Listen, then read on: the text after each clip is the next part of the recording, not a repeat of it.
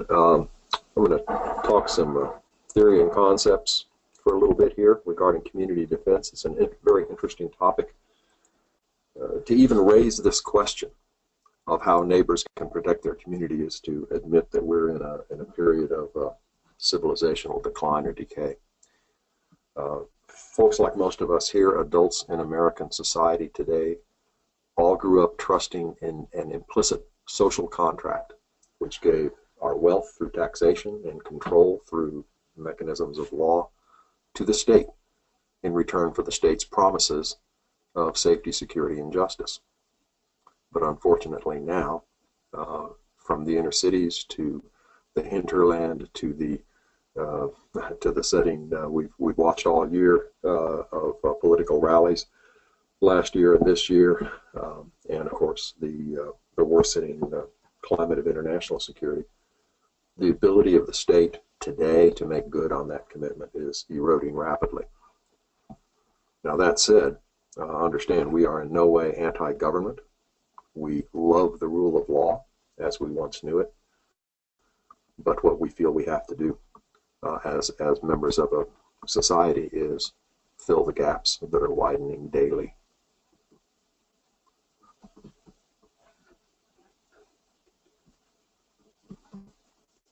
We've spoken here in earlier webinars about the logic and methods of threat assessment. That's an important foundation to all of our discussions. Threat assessments have to be local and specific. The problems and the solutions that we speak of cannot be generalized. There's such a wide variety of physical and social settings in modern America that threat assessments have to be performed locally and updated regularly. But we would contend that denying the environment of emerging threats is not a viable option. We must pay attention. We provided examples previously, both on the historical side and hypothetical, of how individuals and families and businesses, churches and schools can address these evolving threats through individual self-reliance and collective action as teams. But here today, we're taking this a big step farther on. We're looking at a situation where social cohesion and social trust no longer suffice, where the state's police and judicial powers are stretched very thin and are increasingly ineffective. And this is an environment where neighbors must learn to work together. Neighbors and communities must fill those gaps in their own security. Okay, principles.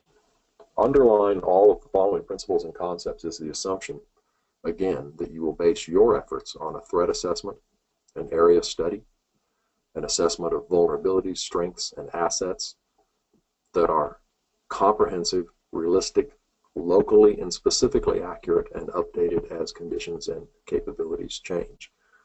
As Ron will point out later in this presentation, guidance and examples of all of these concepts are provided throughout our training manuals, and we'll discuss some of them in more specifics right here in this presentation. All right, first principle for community defense is to upgrade physical security. Physical security provides deterrence, detection, and delay of pretty much the full spectrum of potential threats in our modern society. It buys time for us to build situational awareness, to understand what's going on, to communicate, and to react appropriately. Physical security alone will almost never be enough to defeat a determined adversary. As the tactical axiom says, no obstacle is effective unless it's covered by fire. And we're not talking necessarily about that kinetic threat right now, but physical security and barriers is only partially effective. But what we do find in our situation, we're looking primarily at threats in the family of thieves and home invaders and flash mobs and rioters and other expressions of civil disorder and lawlessness.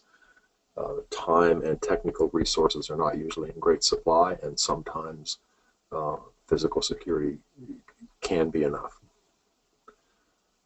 Historical examples abound. Okay, medieval towns and abbeys back in the early Middle Ages were never enough to stop raiders or attackers, but it slowed them down so the defenders could gather, organize, and repel the assault. Right? Smaller bands that could not overcome physical security would simply seek easier targets elsewhere. In practice, what physical security means is that you as a community will provide standards, advice, encouragement, and assistance to your neighbors, whether families in their homes or institutions, that will allow them to harden up their premises or be prepared to do so in a crisis or when threat levels increase. It also means a close look at avenues of approach and egress to your community in general.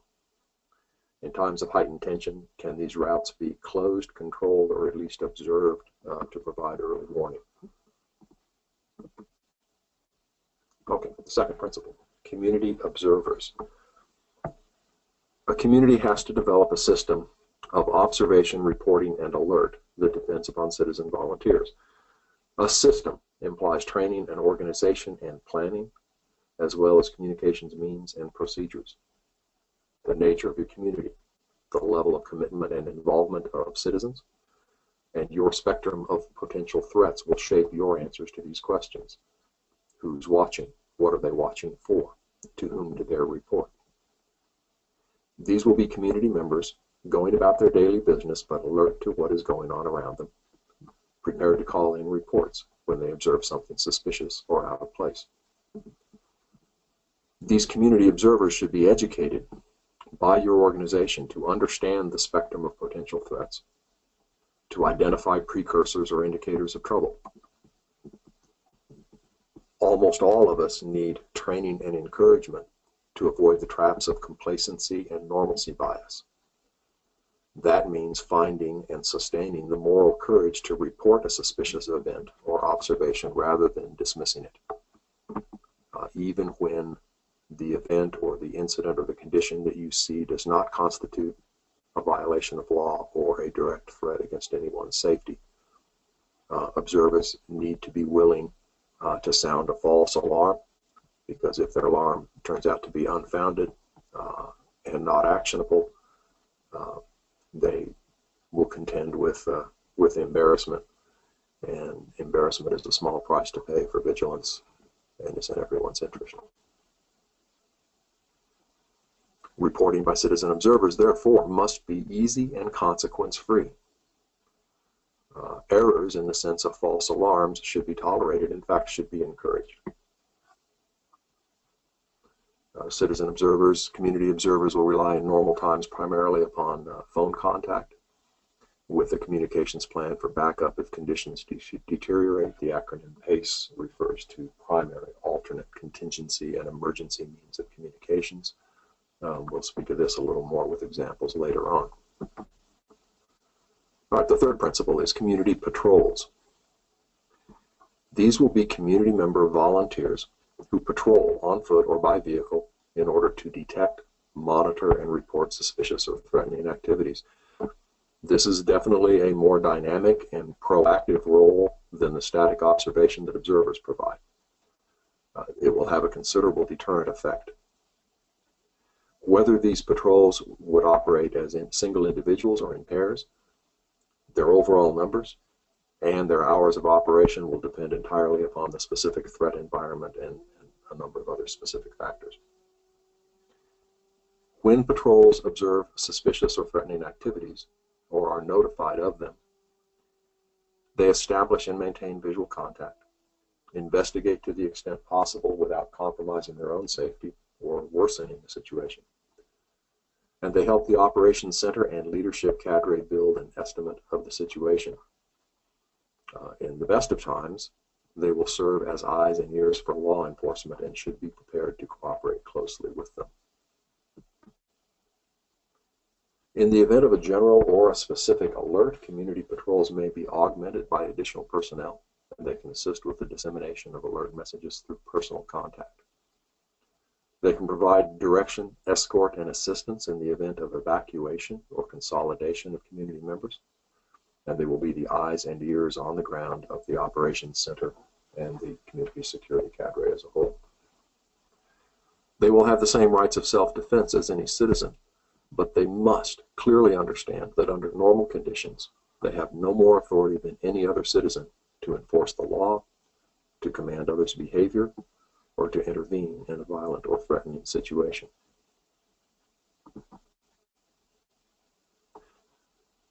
The Operations Center. We intentionally do not call this an emergency operations center for two reasons, as you see. One is that the EOC, or Emergency Operations Center, is a common appellation in government agencies and in corporate environments, and we don't want to conflate our community defense concept with that. And we don't want to imply that it will be active only during an emergency. We could call it a command post, but we felt that that might be a little ambitious because you in your community, in your neighborhood, have to be your own judge as to whether such an entity will actually have and implement command authority, or we're recognizing the realities in most communities and emergent security situations. You may find yourself herding cats just as much as commanding an organization.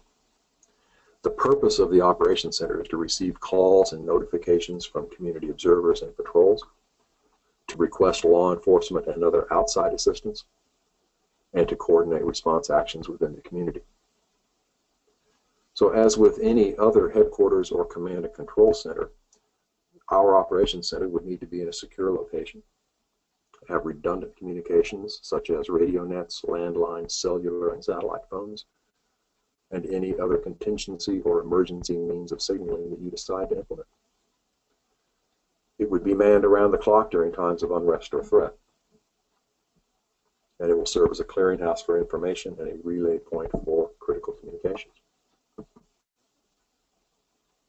The Operations Center should have a clearly defined protocol for transmitting critical information to identified community leaders and security cadre, and for initiating a general alert. It would create, maintain, and utilize a telephone calling tree with email and social media backup to disseminate information and alerts throughout the community, and again, would have a PACE plan to fall back on when normal communications fail or are compromised. A safety bulletin providing best available current and forecast information on potential threats should be disseminated at least daily to all subscribers, again relying on some combination of social media, email, texting, or pre-recorded phone messages. The next principle is protected locales. This is a principle, a concept that's based on two assumptions. One is that common law and statutes in most jurisdictions recognize your right to defend yourself on your own property, but not as armed groups in public settings. And secondly, some people in your community will not be capable of effective self-defense, and some properties will not be defensible. Therefore, you should seek to identify locations, and they may be homes or businesses, churches, schools, other community buildings, that can be protected against the various threats that you envision, and they should be designated as sanctuaries or rallying points for others. These protected locales are the modern equivalent of the medieval castle, where people gather in a protected environment under threat.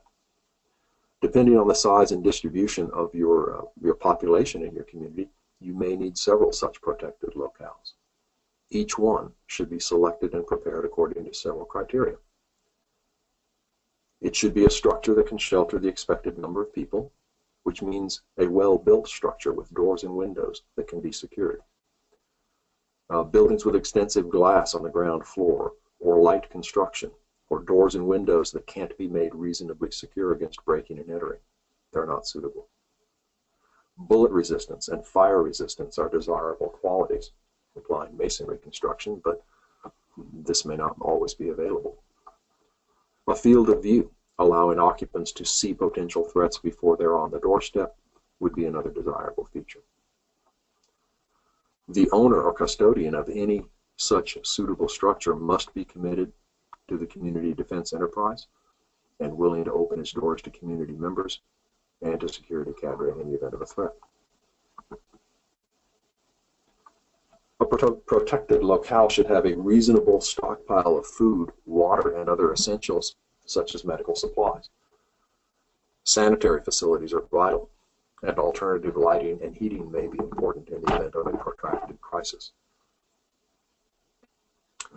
As we mentioned earlier, there's a tactical axiom that an obstacle is worthless or provides only minor delay unless it is covered by fire.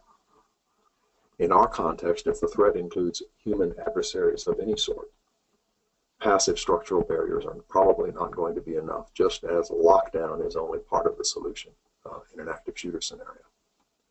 You'll need defenders, appropriately armed, trained, organized, and disciplined. They might be associated with the premises, owners or tenants or employees, or they may have to respond to that location from elsewhere. How many, how armed, how organized, trained, and led they will be up to you and your organization, should not be left to chance or improvisation. Sixth principle, consolidation under threat. Community members should know the location of the nearest protected locale and be prepared to gather there, given sufficient advance warning. And they should have a willingness to abandon their own premises until the threat abates. This is going to be socially and psychologically difficult. It will only be feasible if community members are mentally, emotionally, and physically prepared to abandon property that cannot be protected, or alternatively, to host others on their own property. This can be a challenging concept for lots of Americans. We've all been raised and socially conditioned to consider our home as our castle, and to resist the suggestion that we should abandon it under threat. But in modern America, this may be a practical necessity. Seventh principle, reaction teams. Your defensive capabilities are going to be far greater if with some form of mobile reaction force than if you have to depend only on a network of nodes of defended points that cannot offer mutual support. Now, whether in fact you can organize and train teams to conduct armed response to threats, acting outside the boundaries of private property, will be entirely dependent on how you address the sensitive legal issues of operating as an armed group in a public setting. Statutes differ and perceptions differ, but you will have to approach this with great discretion and restraint. Some teams might operate with the knowledge and sanction of your local law enforcement agencies, or through the mechanism of a private security company, or under a worst case assumption that the rule of law will be so compromised by the time the need arises that you'll be willing to ignore the legal ramifications. How will you organize larger units from the basic building blocks of trained individuals, micro teams, and fire teams? And can you ensure that they will train together often enough to work together in a crisis? How will you notify and assemble them? Here are several aspects you'll have to address. The first, regulation. And we use that term in the same sense as in the Second Amendment, which speaks of a well-regulated militia. You should probably avoid calling yourselves a militia, which has become a politically charged term, but there's much in the history of citizen militias that is applicable here. If your security cadre is composed of volunteers, then you as an organization must be confident that they will answer a call up for staying home to protect their family. You must be confident that they will consider the larger community as much their responsibility as their own street or neighborhood. This is a huge issue. Your task is to build what amounts to kin, clan, and tribal loyalties among people who are related only by choice and by free will. To digress a little bit, there are very cautionary examples in our own history. In colonial New England, right through the American Revolution, there were recurring and nearly fatal incidents that were never really resolved until the early 1900s in the constitution of the National Guard. Early militias often saw themselves as local defense forces, and they refused to march beyond the boundaries of their colony or state, or even to mobilize unless their own township, county, colony, or state were under direct threat. The army that George Washington assumed command of in 1776 was composed largely of Massachusetts militia that considered their job done when the British evacuated Boston. When Washington marched his army to New York, thousands of those Massachusetts militiamen simply went home. And while a few later enlisted as Continental soldiers, most never took arms again outside of Massachusetts. This is a process and a set of attitudes that you will have to address in the context of community defense. Will community members willingly serve only alongside their own relatives and friends in direct defense of their own property and neighborhood? Or will they serve as willingly with or under the command of fellow citizens that they may not know so well in support of a larger community when that could pull them away from their own homes and families? Additionally, there will be those that are capable of effective self-defense in a static position, but who lack the physical ability to maneuver in a threat environment. There will be others who are young and fit, but unwilling to step beyond boundaries that they set for themselves. There's a place for people at all points on this spectrum of willingness and ability, but reaction teams in particular should be carefully selected and formed. You must be able to rely on them to respond when necessary. Further, command, control, and communications. There is a big difference between leading a small team in a tactical environment and having the ability to think several steps ahead, coordinate the actions of several teams, and balance conflicting priorities when much of the action is occurring beyond the range of your senses or your direct control. That is a leadership challenge of an entirely higher order. Leaders who can do this by virtue of prior training and experience are worth their weight in gold, and you must identify them, recruit them, and utilize them. Mutual support is an issue you must address. Security elements at protected locales, community patrols who may still be at large in the community as a threat develops.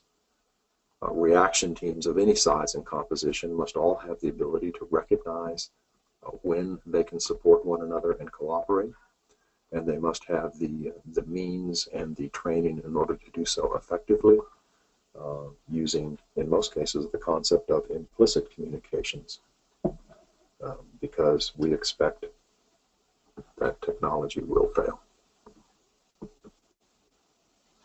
Reaction teams must attempt to minimize their exposure, because it is difficult to envision a community defense organization that will have excess manpower or that will tolerate casualties without a very deep and immediate effect on their morale. Missions assigned and techniques of movement should minimize exposure both to active threats and to agents of the government who may misidentify your operators as enemies rather than enforcers of public order. And that leads us right into the consideration of identification, friend and foe. If any form of hostilities or violence are underway, the danger of fratricide, of friendly fire, of blue-on-blue engagements will be extremely high, especially if you have patrols or reaction teams moving about in the same operating space as the threat, while other security elements are guarding fixed positions. Communications, coordination, and marking of friendly positions and personnel are extremely important. You must maintain a reserve. Regardless of the number and seriousness of the threats you face, and regardless of the limited manpower available to you, you must, at this level of tactical operations, maintain an uncommitted, centrally located reserve with which to respond to the unexpected. When, in your historical studies, you come across references to a commander committing his last reserves, you should understand that he was either foolish or at the absolute end of his resources and acting in desperation. Do not overextend.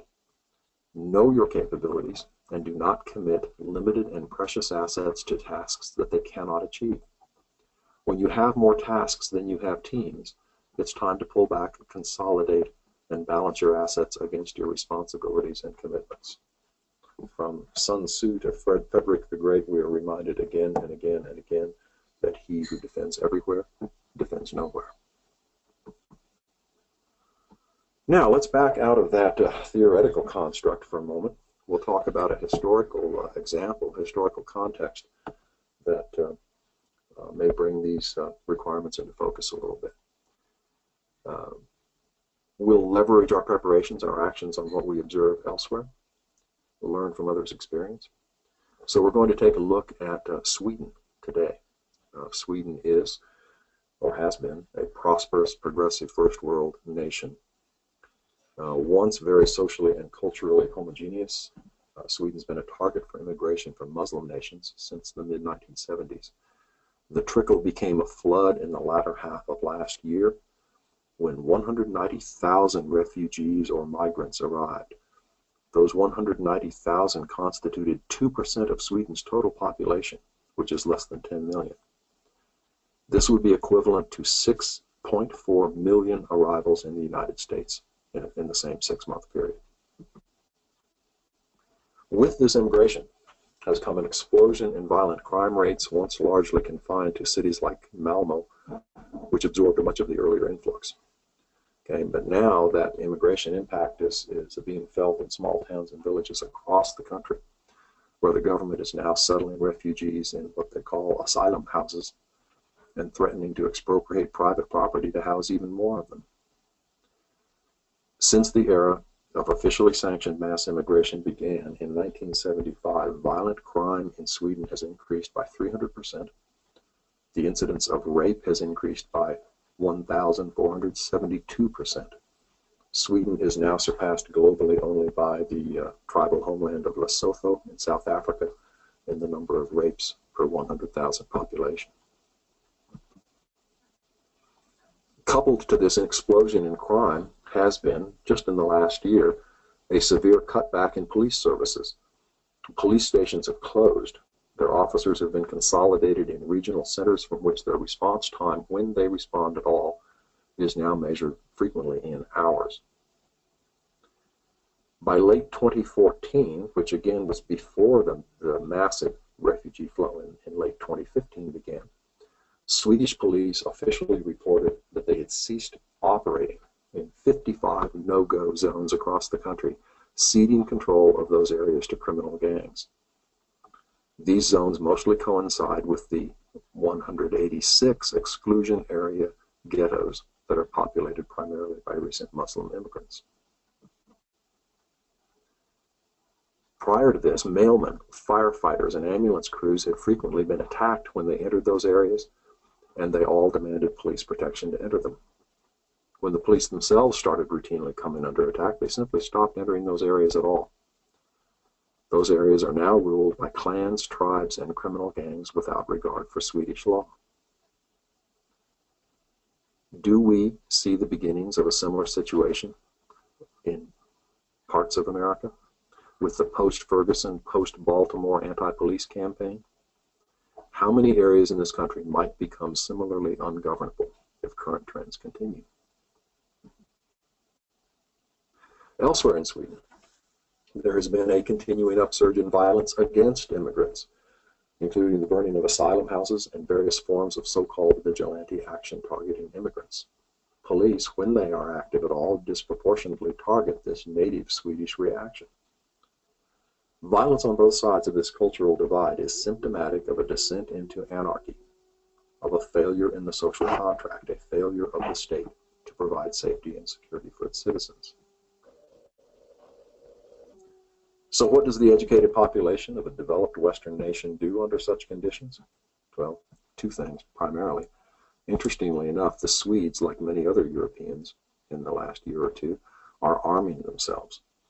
The numbers of firearms permits is growing rapidly, and over 500,000 people in a country of less than 10 million now own almost 2 million firearms, which doesn't seem like much from the American perspective, but those are significant numbers for a modern European country long committed to strict gun control and nanny-state socialism. Secondly, they form private defense networks. One Swede whose farm has been robbed 3 times by immigrants recently, asks, "Are the state and I now in agreement that our mutual contract is being renegotiated?" When she reported her last robbery, the police advised her that since their resources were all on loan to protect the asylum houses in nearby cities, they should contact a local vigilante group, their term. That group turned out simply to be a group of private business owners, a private defense network, that had formed in 2013 to patrol their own area after being robbed nearly every night. So, enough on Sweden. Sweden's future is in Sweden's hands. But we can see similar trends in America, and that's why we're having this discussion today. So now we're going to look at our case study of the Schmidt family and business in the Baker Ford neighborhood of Detroit. We're going to back out, gain a little altitude, and look at the situation there from the broader community perspective in an indeterminate near future time, after Fred Schmidt and his peers have made some progress in organizing their community for its own protection. All right, here's the Baker Ford neighborhood in Detroit. Detroit's long decline, despite the best efforts of many of its citizens, has led to a breakdown in social cohesion, worsening race relations, and a near absence of police activity in the inner city. This situation awaits only a spark. The ignition point, as we've discussed previously as an example in this webinar series, as in 1967 or 1968, the spark may come from outside the city or it may be local. The Baker Ford historical neighborhood has been an island of peace and order until now. Last night, a Baker Ford Protective Association community patrol member on foot witnessed a cargo van pulling into the driveway of a darkened home in the 200 block of Foxtrot Street, disgorging 4 men who quickly disappeared around the back of the house. Since there had been a series of burglaries and 1 armed home invasion in the area over the past week, he assumed he was seeing an unlawful entry. So, as the suspect disappeared from view, he moved down to the middle of the block across the street to get the tag number off the van, while he speed dialed 911 and his own operations center. As he retreated back up the street to find a more concealed vantage point, 2 of the suspects emerged from the front door of the house and gave chase, shouting threats and brandishing at him what appeared to be a knife and a crowbar. The citizen moved into a yard, put a low stone wall between himself and his pursuers, drew his legally concealed handgun, and ordered the suspects to stop. But they sped up, and as they vaulted the wall 10 yards in front of him, he opened fire, engaging each with 2 well-placed rounds. Both suspects fell to the ground wounded. 2 more suspects emerged from the house, took in the scene, jumped into their van, and fled east down Foxtrot. Somewhat surprisingly, given their recent history of a slow response to emergency calls, the Detroit Police Department and Emergency Medical Services arrived about 20 minutes after the shots were fired. 1 suspect was dead on the scene, and the other, who after being restrained with flex cuffs had received life-saving care from the watch member, was transported to the hospital where he remains in critical condition. The watch member was neither arrested nor charged. Word of the shooting spread rapidly through Baker Ford and adjacent neighborhoods. In the early afternoon of the day after the shooting, a crowd of protesters assembled at Martin Luther King Jr. Park, half a mile south, with speakers and signs complaining of vigilante justice and the unprovoked killing of an unarmed youth. As darkness fell, rather than disperse, the crowd grew, spilled out of the park, and flowed northward up 3rd Street. A few rocks flew, auto glass was broken, then a storefront, and then a Molotov cocktail set a parked car on fire. The crowd surged north. 3 gunshots were heard. 2 police cruisers that had been parked up the street monitoring the protest reversed, turned, and departed. Another pair of community patrol members who had been discreetly monitoring the protest from its beginning called their operations center with an update and warning. They estimated the crowd would reach the Baker Ford boundary at Foxtrot and 3rd Streets within 15 minutes. The operator in the operations center dialed 911 and got a recorded message that all circuits were busy. A direct call to the nearest police substation resulted in a harassed assurance that they were aware of the situation and would respond when units were available. Community leaders who had been on call since the last night's incident were contacted and reported quickly to the OC. Let's back up a little bit. Let's talk about this Baker Ford Protective Association. It is currently in its third month of operation with limited funding and limited but growing public support within the neighborhood. It's had only one incident to contend with, which by the way, you will find described in some detail in our unit training manual in the Coastal Defense Academy. An attempted gang shakedown of an area of business over in the light industrial district, which was resolved well and peacefully, but it raised the Protective Association's visibility with both positive and negative consequences. The city administration is uncertain whether to treat them as a neighborhood watch or as a vigilante group. Police attitudes below the level of the politically appointed chief are generally, if cautiously, positive. They're unaccustomed to cooperation from citizens and badly overextended.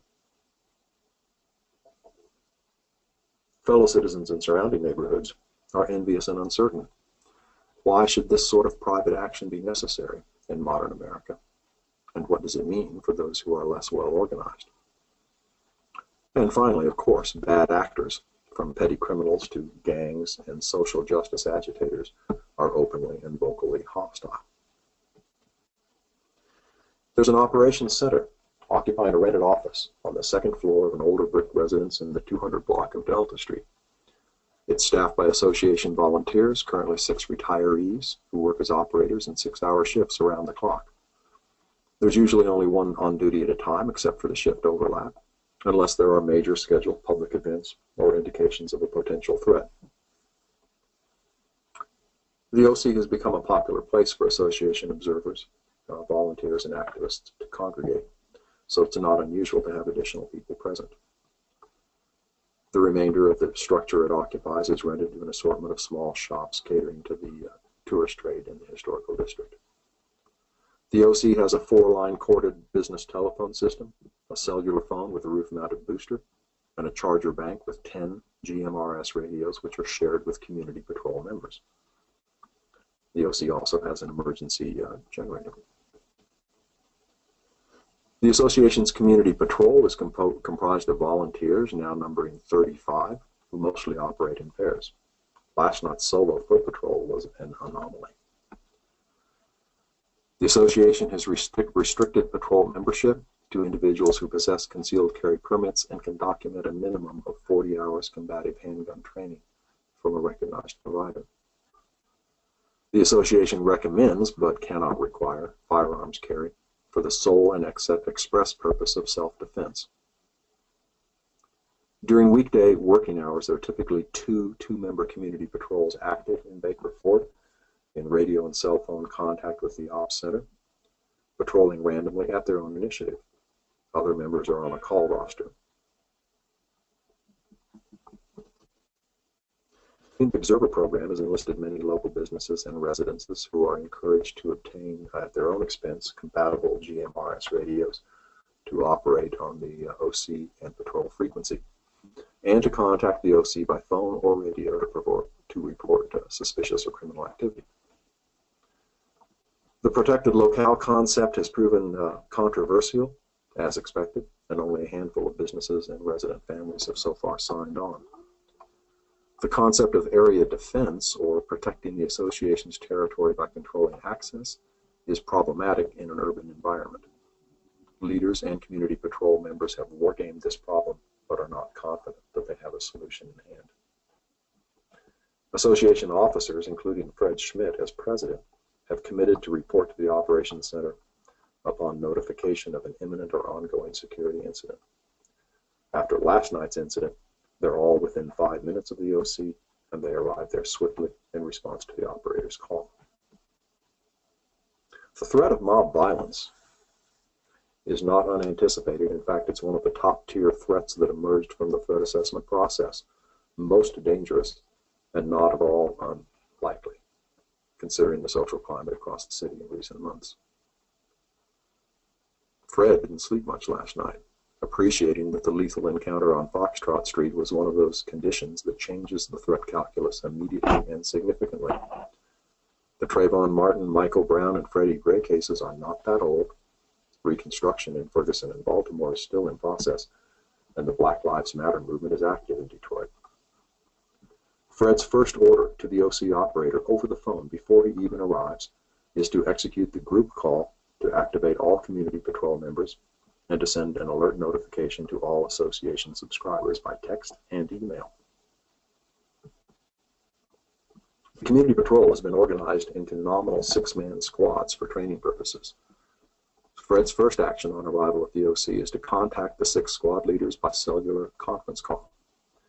He orders 3 squad leaders to assemble their squads and move them to specific locations as shown on this diagram, 3rd, 4th, and 5th Street intersections with Foxtrot, in anticipation of the mob's arrival on the association's boundary. Once there, they're to use their own vehicles and any others that they can commandeer to construct roadblocks and physical barriers across specified roads and the adjacent properties leading into Baker Ford from the south. 2 of the remaining squads are to stand by 1 block north, in the middle of each block between the roadblocks, ready for movement east or west to block additional intersections, or to back up the established roadblocks, or to intercept foot movement through the properties along Foxtrot. The 6th squad is held at the OC in reserve. All community patrol members are cautioned to keep weapons concealed and reveal them only if directly threatened. Long guns, if available, are to be secured inside vehicles and retrieved only as a last resort.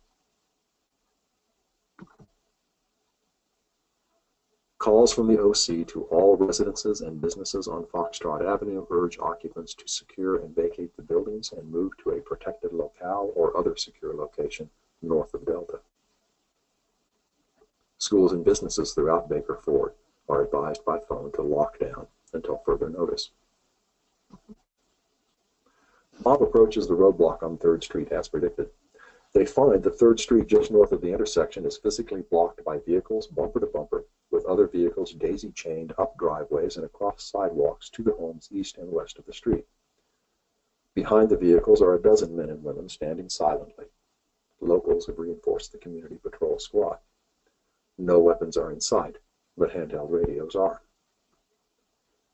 The evidence of organization and the implicit threat stops the leaderless mob. Strong language and a few bricks fly. Damage is limited to car windows and sheet metal. Smaller groups break off and move left and right on Foxtrot Avenue, but by the time they reach the middle of the block, they see similar roadblocks at the next intersections, and they recoil backward into the larger group, which is now perhaps 200 strong. One small band runs up a driveway and into a backyard, but as they approach the fence at the alleyway, the backup squad from Echo Avenue appears in the yard to the north. Verbal taunts are followed by a rush by 3 rioters toward 1 pair of defenders, who stand their ground behind a picket fence and draw concealed handguns as their assailants enter the alley 20 feet away. One of the pair issues a clear order, "Stop or I'll shoot," and the assailants stop, look left and right to see weapons in the hands of 4 more defenders who have taken cover behind structures and vehicles. The assailants show their hands and back slowly away until they reach the driveway leading back to the street they entered from, then run back to the security of the larger crowd, where the story quickly spreads. Not so easily cowed now that they have the security of numbers, a few members of the mob produce handguns and brandish them while insults and rocks continue to fly. From within 2 vehicles immediately behind the roadblock, magazine-fed semi-automatic rifles appear in the hands of defenders. In a muzzle-down, cross-body carry, they do not directly threaten anyone, but the implicit threat has just gone up a notch. Fred sends his reserve squad to the intersection of 3rd and Echo 1 block north of the main confrontation, giving up direct control, but maintaining radio and phone contact, and that squad now has visual and verbal contact with 3 other squads and is prepared to move immediately to assist any of them on its own initiative. Over the next 30 minutes, the standoff continues. The mob remains, but increases in size only slowly. more people join its ranks, but others, sensing the potential for a very bad outcome, drift away to the south. On the other side, more and more Baker Ford residents appear. There is a growing risk of a loss of discipline and control, and Fred Schmidt leaves the OC coming directly to the scene, where he does his best to draw off the late arrivals and task them with supporting roles that will keep them away from the rioters. Unspoken but clear in his mind is how this incident, if it resolves well, will support growth and local support for the association. At about 45 minutes after the mob's appearance, sirens are heard approaching from several directions. The crowd begins to melt away. By time it's full dark, the challenge facing Baker Ford will have morphed into a truly wicked problem. But for now, no one has been hurt, property damage is minimal, and there have been no arrests or confrontations with police. This may be, to paraphrase Winston Churchill, only the end of the beginning, but it might have been far worse. And there I will conclude our hypothetical scenario. And Mike, if you would turn control over to Ron.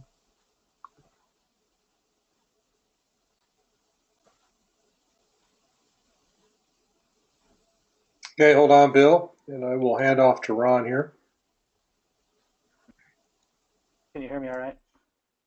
I can hear you, Ron, and you should have control. Excellent, thank you.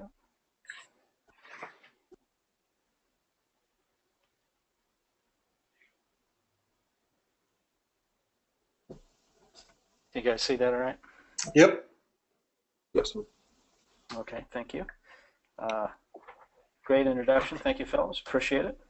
And good historic context as well as scenario, Bill. That was excellent. Thank you.